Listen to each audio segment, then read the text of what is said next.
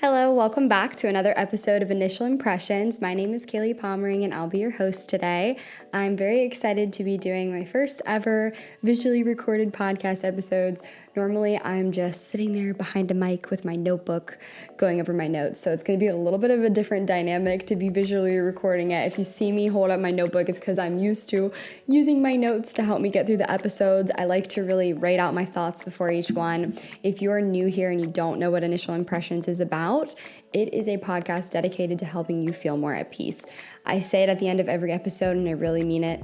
Every episode, it has the intention to make you feel like you're leaving more at peace than you came before. I really want to help share mindfulness tools that help you to create a deeper sense of peace that you can control on your own terms. So you're the thermostat when you walk into a room. You're not just picking up on everybody else's energy. You're setting the tone of the room. You can control the energy that you're feeling. You can control your emotions and your experience of the world around you because you can have specific tools, little things that you can do, some big, some small, on a day-to-day basis to really help you cultivate those habits. So I'm all about giving you tangible things to do. I'm all about helping you really go through your thoughts and figure out exactly which ones are causing you to manifest or experience the reality that you're experiencing. So today's podcast episode is going to be about self-care versus self-love. They're both so important. This isn't me going to be like dissing self-care practices. I'm all about the self-care practices.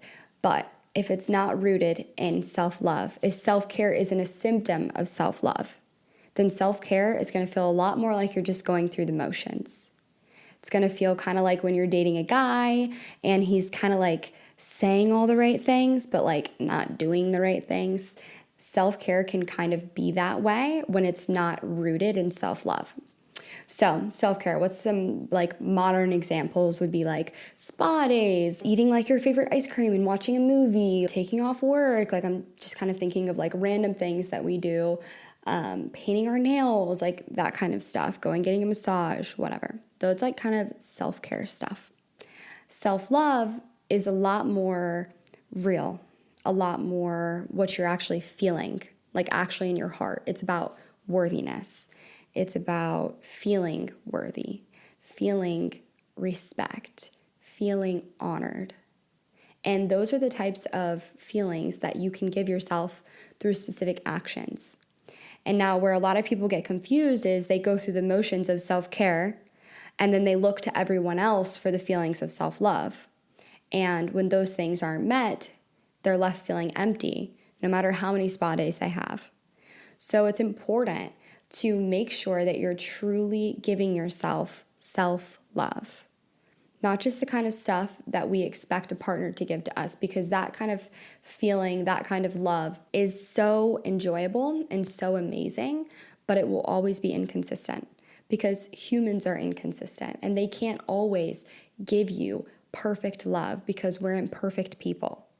And the best thing you can do for any partnership that you have or any type of relationship is let them off the hook by being so self-sustained in your love that you don't need them to be perfect for you to feel it. So I kind of want to start off by going over, my lip gloss is in my book. This is what I put as self-love. Coming back to the awareness of who you really are and validating that belief through actions that protect and honor your mind, body, and soul. While self-care are actions and practices that validate feelings of self-love. So this is how I feel like you create self-love. If I was going to just bottle it up into 4 different things that I think really are what makes up self-love, it would be worthiness, respect, quality time, and validation. And it's ironic when you really start thinking about love in the same way that we think about it in relationships. You can truly give yourself all of the things that you want a partner to do. And you should, not you just can, you should do that. Because that is what it really means to love yourself. And love is where growth flourishes, where you just feel good, you feel happy, you feel fulfilled, you feel confident, you feel like you can live in your purpose and you know what your purpose is. So let's think about the kind of things that we expect in a relationship, because I feel like this parallel is going to make it really clear the ways in which we often neglect ourselves and also the ways in which we could be meeting so many more needs for ourselves than we're realizing. So what does it mean to be loved by your partner? To know and accept flaws, to prioritize their feelings, to respect their values, to offer words of validation, love, and encouragement, to show up consistently and honor your words and commitments, to support their dreams and challenge them to grow. To love someone truly is to do a lot more than just buy flowers or treat them to a spa day or give them a massage. It's a lot deeper than that, and it's not always as glamorous. In the same way that, love with a partner isn't always as glamorous, neither is love with yourself. Sometimes self-love feels like doing uncomfortable things. Sometimes honoring somebody else's boundaries or standing up for somebody isn't the most comfortable experience, but if you love them, you do it. So if you love yourself, you honor your own boundaries. And the thing about love and relationships is that you can't respect boundaries that you don't know. You can't respect values that you don't understand. You can't love somebody that you don't spend time with. You can't love somebody that you don't support and challenge and aren't forgiving to and compassionate to. These are qualities of love that are very important that we oftentimes do not give to ourselves.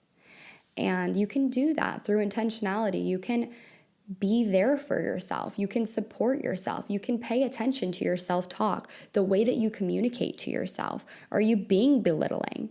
Just because you make a mistake doesn't mean that you need to shame yourself, because shame produces more shame. It doesn't produce growth. But in love, there is opportunities for growth because there is acceptance, there is understanding, humility, patience. Being patient with yourself. How many times do we expect ourselves just to know something?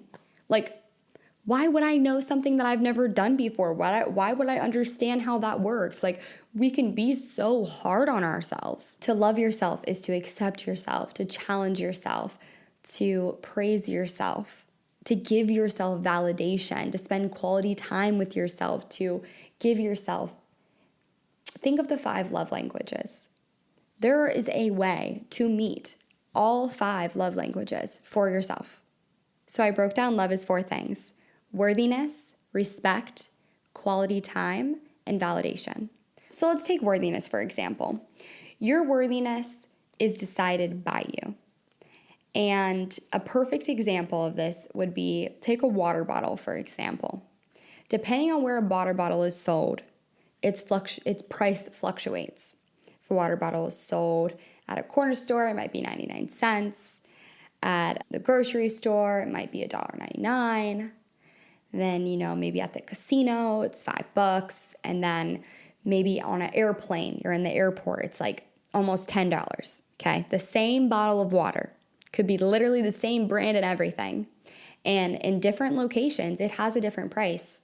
And what's crazy? People will pay the $10 even though somewhere else they could get it for 99 cents. And that's because that store decided this is the price we sell it at, take it or leave it. And you get to do the same thing for yourself. So if you're feeling like you just are struggling with worthiness, it is an inherent decision to decide what you are worthy of. And then the respect part comes in because you have to honor the boundaries. Honor the boundaries that protect it. The store, when you go in to the airport and you say, okay, well, I could get this at the gas station for 99 cents. They're going to look at you and be like, then go to the gas station. You're at the airport. I don't know what you want me to tell you. And it's the same thing. Your worthiness, the way that you feel about yourself, is a standard that you get to set and you get to honor. Now, obviously, I know it sounds easier said than done. It kind of takes you out of your comfort zone a little bit. It might be a little bit uncomfortable, but it just depends on how much you really respect yourself, how much you truly want to defend the worth that you have, the worth that you've decided that you have. And an important part of this is validating that worth, and validating that worth through actions, through words, making sure that if you're saying you're worth $10, you better act like you're worth $10. Carry yourself in that way. Honor yourself in that way. Set boundaries that you respect in that way, that take you to the next level. If you know that there's certain actions that if you did them would make your life better, would make you a better person, would make you feel better about your environment or about yourself, respect yourself enough to do those things and to set up a schedule that encourages and promotes that kind of behavior. Don't expect yourself to just do things that are so out of character. Like, make things achievable, baby steps, but honor yourself enough to continue taking them. Then you talk about quality time, another way you can show yourself self-love.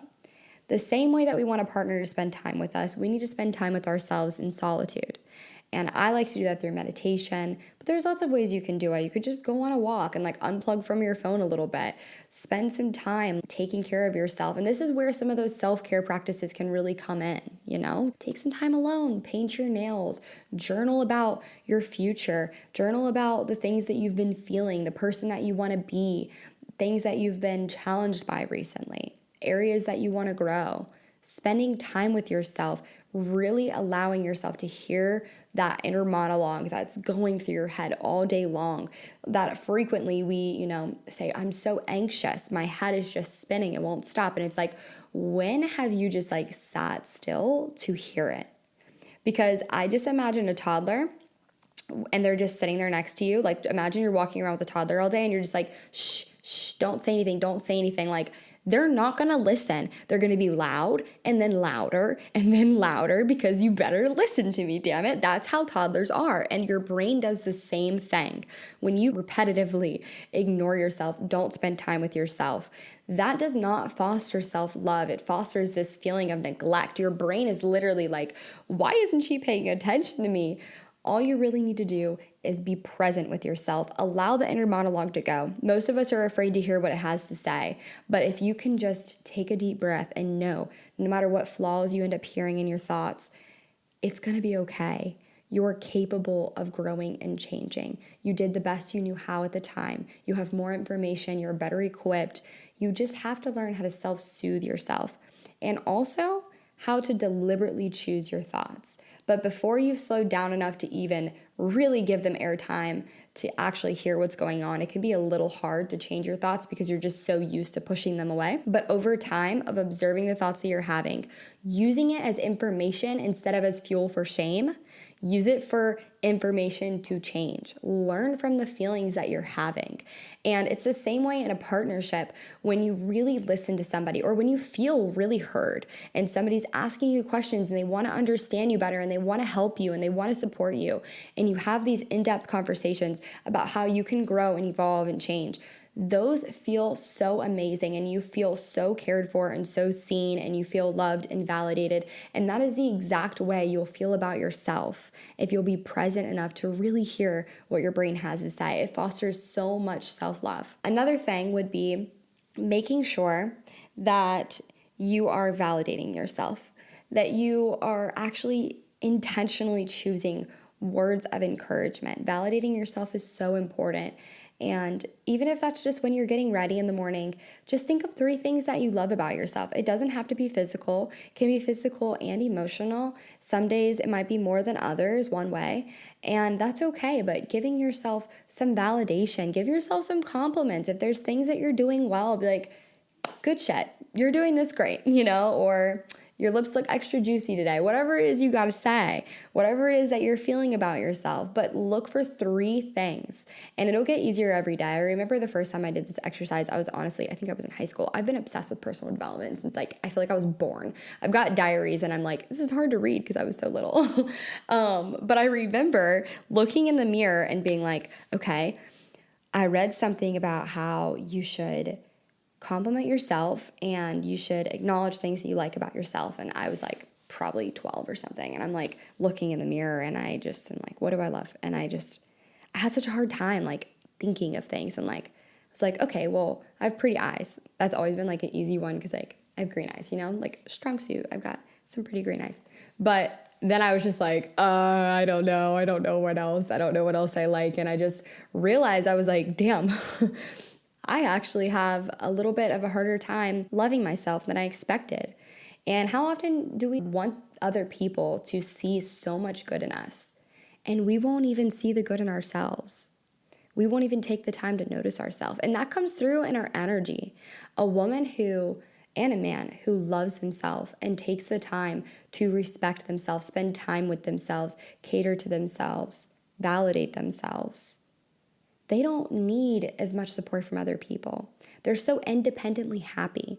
They feel love and validation, and they don't have to reach externally all the time to get it from somebody else. They're not someone else's emotional burden. And I just really remembered wanting to get to that point. I just wanted to have so much confidence. I wanted to really love and validate myself. And so I would spend time trying to do that. And then eventually it does get easier and you can think of things you like more often. And then you kind of get to a point where you're like, okay, I need to think of something like fresh and new. And part of it almost challenges you. You want to take better care of yourself. When you know what something's worth, you want to take better care of it. If somebody gives you like a little dinky necklace and it doesn't have like sentimental value, but they just give you like a dinky necklace and you're just kind of like, whatever, like who cares if it breaks fast? Like it's not worth much. It's just like fake jewelry, whatever. You don't really care that much about it. You don't store it that well. You just kind of like, you leave it on when you shower, just like whatever happens to it, whatever. Now, if somebody gives you this like diamond, beautiful, sparkling necklace that's so expensive and rare, whatever, you are going to protect that so much. You're going to store it right. You're going to take it off every time you shower. You're going to make sure that every gem is accounted for. You have to start having that energy with yourself, treating yourself like the gem that you want to be, the way you want somebody else to treat you. You wouldn't want somebody else to treat you like some jankety fake jewelry, do you? So you need to treat yourself like you are a diamond necklace. Don't play any games with yourself. You have to honor yourself in that way. And when you start carrying and embodying that energy, people feel that. When you walk into a room, they feel you're a woman that loves yourself. And that's a powerful feeling. I'm not talking about like arrogance. It's a type of feeling that makes other women in the room want to like stand up a little bit taller, you know? It's something that makes other people feel more comfortable, like, you know, she owns herself. I want to own myself and who I am, and I want to be real like she's being real. And that is so powerful, and it makes the energy in the room so fun, and conversations are so exciting. And I'm all about the energy. So that would be my breakdown on what it really means to truly give yourself self-love, and to practice that first, and to let self-care be a facet, a symptom of that love that you've possessed for yourself. And if there's one thing that I could advise you to do this week, it would be write down an area in which you have been shaming yourself over. Whether that's a mistake that you made, just something that you're having a hard time letting go of, that you think you could have handled better, that has just been in a negative loop in your mind.